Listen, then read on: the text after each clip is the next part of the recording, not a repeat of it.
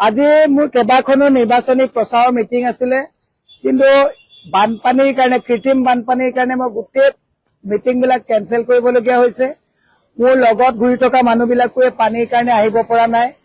আজি এদিনৰ কথা নহয়, এইটো 4-5 বছৰ হাতীগাঁও, এইটো একটা মেইন ৰোড, লিটল ফ্লাৱাৰ স্কুলৰ মুখত ডালিমিৰ চুইটছৰ সন্মুখৰলৈকে ইমানেই পানী, মানুহ ওলাই আহিব পৰা নাই।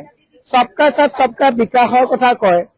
মুখ্যমন্ত্ৰীয়ে যদি কংগ্ৰেছত এজেণ্ট হাই পেকেজত ৰখা পইচাবিলাক যদি অকল এইবিলাক কামত লাগিলেহেঁতেন, তেতিয়াহ'লে আজি মানুহে এই জীয়াটো ভুগিবলগীয়া নহ'লহেঁতেন।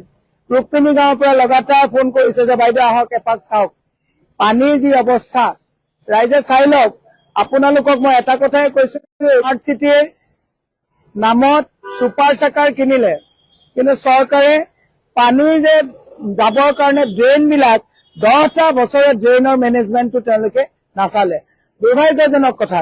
এই পৰিৱেশত এইটো আজি নহয়, আজি 10টা বছৰে এই চৰকাৰ যেতিয়ালৈকে আহিছে তেতিয়ালৈকে এওঁলোকে এতিয়া খৰালি যেতিয়া আপোনাৰ চৰকাৰে মিউনিচিপালিটি ইউজ মানে তেওঁলোকক ব্যৱহাৰ কৰি তেওঁলোকে ড্ৰেইন বিলাক চাফা কৰিব লাগিছিলে, এতিয়া তেওঁলোকে ড্ৰেইন চাফা কৰিবলৈ ওলাইছে।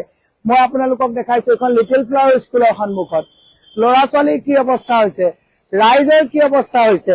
এই কথাবিলাক আপোনালোকক মই এটাই কথা কৈছো যে এই চৰকাৰে হাল এৰি খেল খেদিছে। এই চৰকাৰে ৰাইজৰ হিতে কাম কৰা নাই। সকলোৰে সহায় বিচাৰিছো। মই সেইকাৰণে আপোনালোকক কৈছো, এইখন চৰকাৰ যদি আকৌ আহে, তেওঁলোকে ডাঙৰ ডাঙৰ পেকেজত ৰাখিবলৈ যাওঁতে, কংগ্ৰেছৰ ঘৰ ভাঙিবলৈ যাওঁতে ৰাইজৰ সুবিধাৰ কথাবিলাক একেবাৰে তল পেলাই দিলে। এইবিলাক চাওক, গাড়ী কেনেকে ফচিছে চাওক। মই সেইকাৰণে আপোনালোকক কৈছো, এইবিলাক গাড়ী কেনেকে ফচিছে ইয়াত।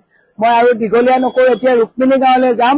খালি এটাই কথা কৈছো, আপোনালোকে পাহৰি নাযাব, এইখন চৰকাৰে জনকল্যাণৰ হিতে কাম কৰা নাই। এতিয়া মই কওঁতে কব আগতেও বানপানী হৈছিল, আগতে তৰুণ নগৰ, নবীন নগৰত কেৱল পানী হৈছিলে।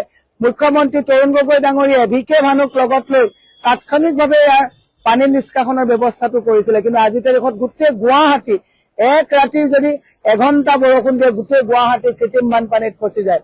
সেইকাৰণে ৰাইজক অনুৰোধ জনাইছো যে এইখন চৰকাৰ জনকল্যাণৰ চৰকাৰ নহয়।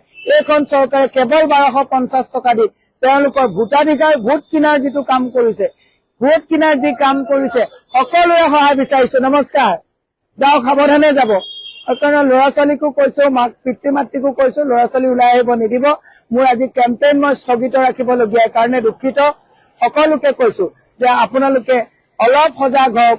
এই চৰকাৰখনে কাম যে ৰাইজৰ নকৰিলে, এই কথাবিলাক সকলোকে মই সজাগ আৰু সচেতন ভাৱে সিদ্ধান্ত লবৰ কাৰণে অনুৰোধ জনাইছো। Thank U.